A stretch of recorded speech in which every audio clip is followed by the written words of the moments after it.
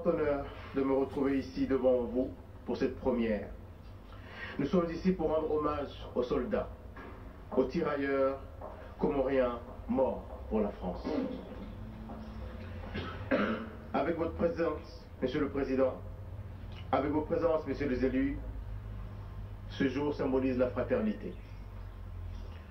Ce jour ancre un peu plus dans l'histoire les frères d'armes tombés pour la liberté. Nous avons été accueillis par deux villes, Kutz et Ourskan,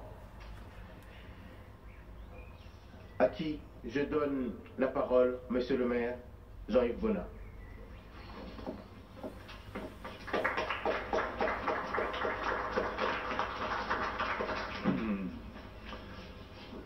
Monsieur le Président de l'Union des Comores, Monsieur le sous-préfet, Mesdames et Messieurs les élus, Mesdames et Messieurs les présidents d'associations, Mesdames et Messieurs,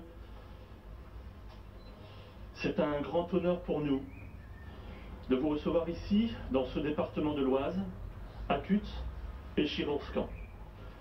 Ces deux communes ont connu un destin semblable durant la Première Guerre mondiale.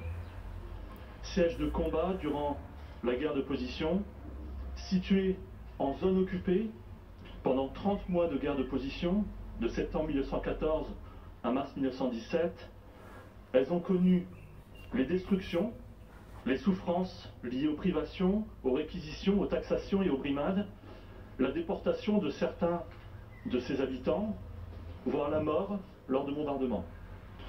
Kutz et Chirourskan ont connu aussi l'enlèvement de leurs civils et la destruction volontaire de leurs immeubles lors de la préparation du repli allemand sur la ligne Hindenburg.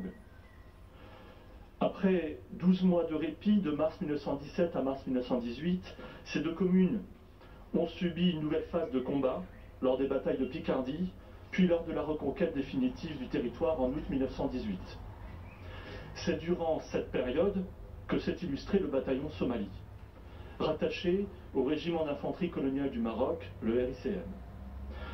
Formé en mai et juin 1916, le bataillon Somalie avait pour mission première de pourvoir à l'acheminement du ravitaillement, des renforts et à l'évacuation des malades et des blessés du front occidental.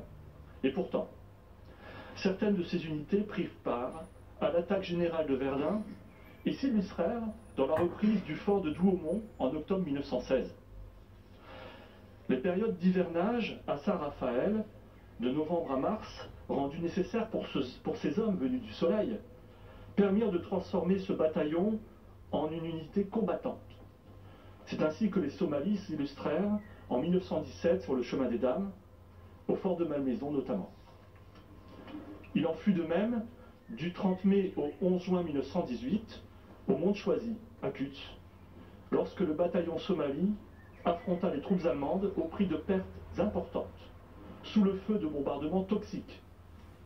On dénombra alors 69 tués dans ses rangs, 286 blessés, 67 intoxiqués par les gaz et 82 disparus. Parmi les morts à Kutz, 21 étaient originaires de l'archipel des Comores. Il en fut de même du 19 au 26 août suivant, dans les environs d'Ourskan, lorsque l'offensive générale française lança ses hommes dans la reconquête du territoire.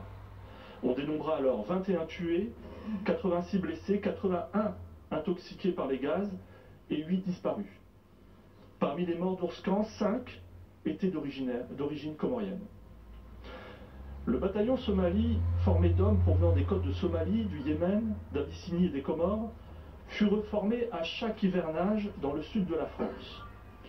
Les effectifs du bataillon, avoisinant les 1700 hommes, furent sans cesse renouvelés. Si les Comoriens ne représentaient que 5% du groupe en 1916, ils représentaient 25% de l'effectif en 1918. On totalisa sur ces 3 années d'engagement la perte de 400 hommes et 1200 blessés au combat. Il convient d'ajouter à ce bilan militaire de nombreux morts de maladies, dans les hôpitaux de Fréjus notamment.